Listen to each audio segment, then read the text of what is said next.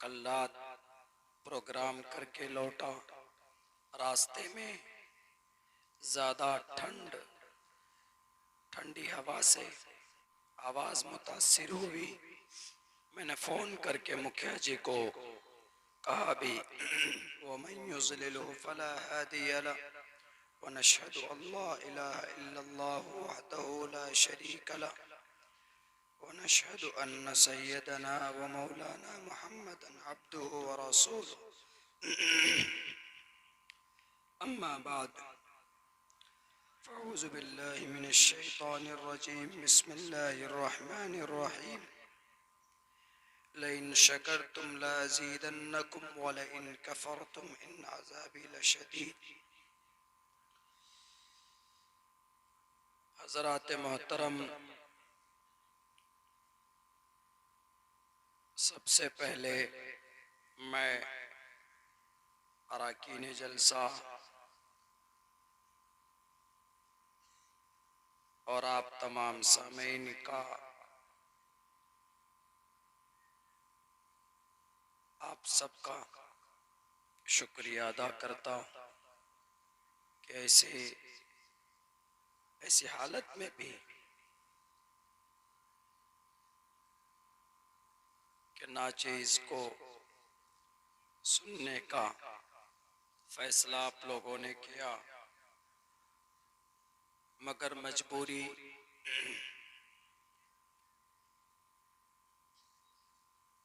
कल रात प्रोग्राम करके लौटा। रास्ते में ज्यादा ठंडी हवा से आवाज मुतासिर हुई। मैंने फोन करके मुखिया जी को कहा भी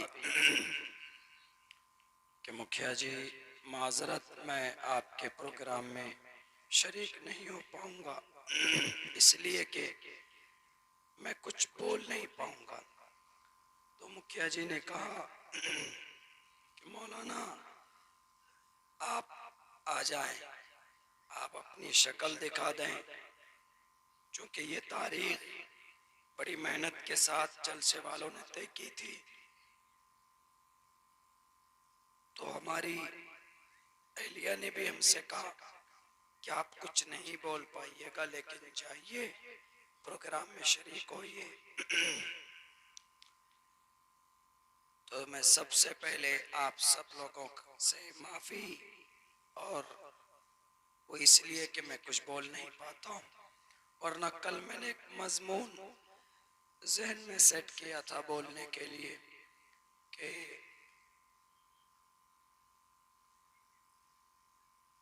अगर अल्लाह की तरफ से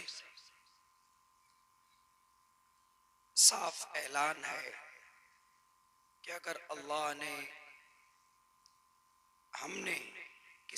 अल्लाह ने कोई नेमत दी, उसकी नाशुक्री की हमने, तो अल्लाह तबारक व ताला उसको छीन लेता है।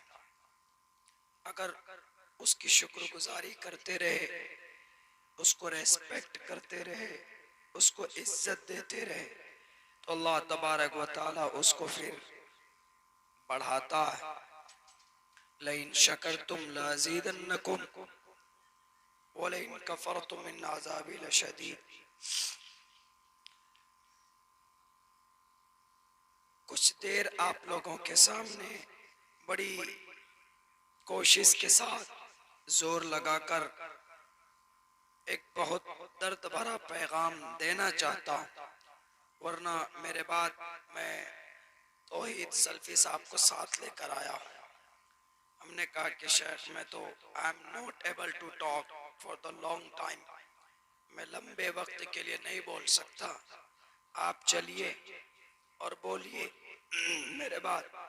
लेकिन अपनी बात खत्म करने से पहले एक खूबसूरत पैगाम है कुरान का, वो ये कि अगर तुम्हारे बीच अगर कोई ऐसी चीज हो जो बेहतर हो, अच्छा हो, तो उसका शुक्रिया अदा करना चाहिए और उसकी अहमियत और उसका एहतराम करना चाहिए।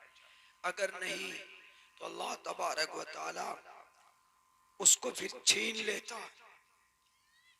लइन शकरतुम लज़ीदन्नकुम व लइन कफरतुम इन्न अज़ाबी लशदीद। अगर किसी नेमत की नाशुक्री की जाती है तो अल्लाह को उसको छीनने में टाइम नहीं लगता। आज की तारीख में हम ईमान वाले भाई यानी मुसलमान मोमिन, हमारे बीच में हमारे उलमा जो है, हजरात उलमा किराम, ये एक नेमत उज़्मा है, बड़ी नेमत है अल्लाह की तरफ से। नबी के बाद किसी का मकाम और मर्तबा जमीन पर हजरत अंबिया किराम के वारिस उलमा को कहा गया। जैसे बाप के बाद बेटे का मकाम होता है, वैसे ही यूं समझ लीजिए कि अंबिया के बाद उनकी विरासत को संभालने वाले, उनके काम को फॉरवर्ड करने वाले उलमा किराम होते हैं। तो उलमा का एहतराम होना चाहिए। आज जो चाहता है वही उलमा को रुस्वा करने लगता। फला आलिम साहब तो ऐसे, मौलाना अब्दुल्ला साहब तो ऐसे, या कोई और हमारे शेख तो ऐसे नहीं। Please don't say a single word for your उलमाए किराम। आप अपने आलिम दीन के बारे में कुछ गलत मत बोलिए। जहां तक हो सके अपने उलमा को इज्जत दीजिए और उनका सम्मान कीजिए। अगर उनके तरफ से कोई गलत खबर आपको पहुंचती है तो विदाउट तहकीक उसको आगे मत बढ़ाइए। कभी होता है ना, व्हाट्सएप से आपको कोई खबर पहुंचती तो आप फौरन उसको फॉरवर्ड करते नहीं। कफ़ा बिल मर्इ कज़िबन अन युहद्दिस बिकुल्लि मा समिअ। किसी के झूठा बनने के लिए इतना काफी है कि वो सुनी सुनाई बात को आगे बढ़ाता। For being a liar, it is enough to spread without trying to know the truth। सच्चाई को जाने बगैर उसको आगे बढ़ाना ये बहुत बड़ा गलत काम है, ये झूठा है। आज एक माहौल बन गया है, स्टेज पर आएंगे, माइक पकड़ेंगे, उलमा के खिलाफ बोलना शुरू कर देंगे। अगर आपको किसी से कोई दिक्कत परेशानी है, किसी आलिम दीन से कोई गिला शिकवा है, आप उनके पास जाएं या उनका नंबर है तो लीजिए और कहिए कि शेख मुझे आपसे ये शिकायत है, आप सही है या गलत, प्लीज एक्सप्लेन, मुझे बताइए। ये मेरे लिए हजरत, ये मेरे लिए थोड़ी आवाज खुलेगी।